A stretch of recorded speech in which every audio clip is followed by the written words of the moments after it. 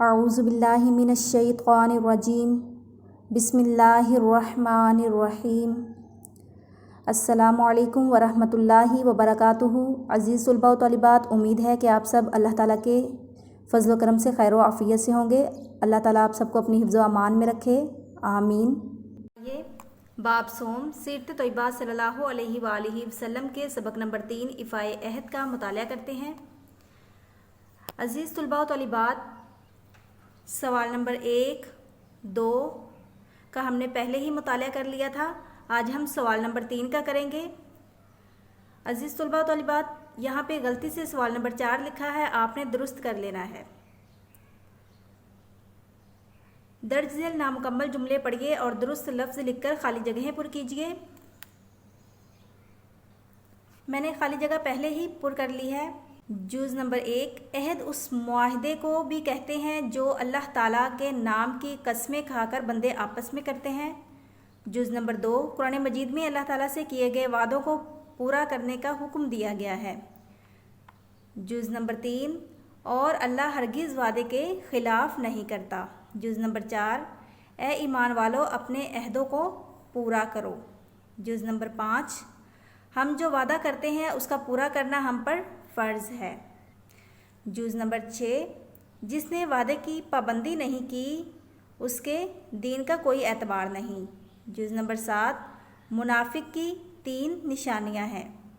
جز نمبر 8، حضرت محمد صلی اللہ علیہ وآلہ وسلم نے وعدہ خلافی اور جھوٹ کو منافقت قرار دیا ہے۔ جز نمبر 9، آپ صلی اللہ علیہ وآلہ وسلم کفار کے ساتھ کیے گئے وعدوں کو بھی ہمیشہ پورا فرماتے تھے۔ جز نمبر 10، ایفائے عہد دینداری کی علامت ہے۔ عزیز طلباء و طالبات، یہ سوال نمبر 4 ہے۔ درست جملے کے سامنے ٹک اور غلط جملے کے سامنے کراس کا نشان لگائیے۔ جز نمبر 1، زندگی کے کچھ معاملات میں وعدے کی پابندی ضروری ہے، غلط ہے۔ جز نمبر 2، اگر ہم کسی سے کوئی وعدہ کریں اور اسے پورا نہ کریں تو قیامت کے دن ہم سے اس کے متعلق پوچھ ہوگی، درست ہے۔ جز نمبر 3، حدیث رسول صلی اللہ علیہ وآلہ وسلم کے مطابق منافق کی 3 نشانیاں ہیں جن میں سے ایک وعدہ خلافی ہے، درست ہے۔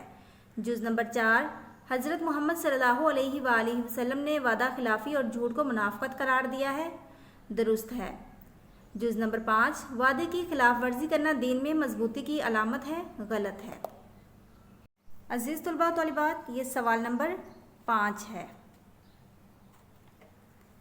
لائن کے ذریعے کالم الف کو کالم بے سے ملا کر آپس میں تعلق قائم کیجیے۔ کالم الف، کالم بے۔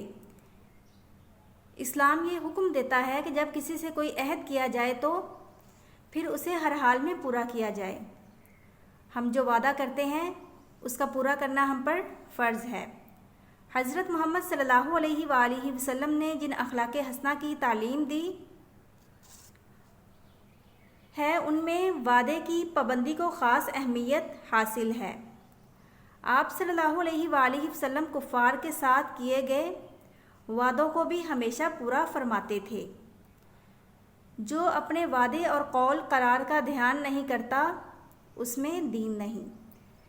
عزیز طلباء و طالبات، آپ نے مشقی سوال نمبر 3، 4، 5 کو اچھے سے ذہن نشین کرنا ہے۔ دعاؤں میں یاد رکھیے۔ اللہ حافظ۔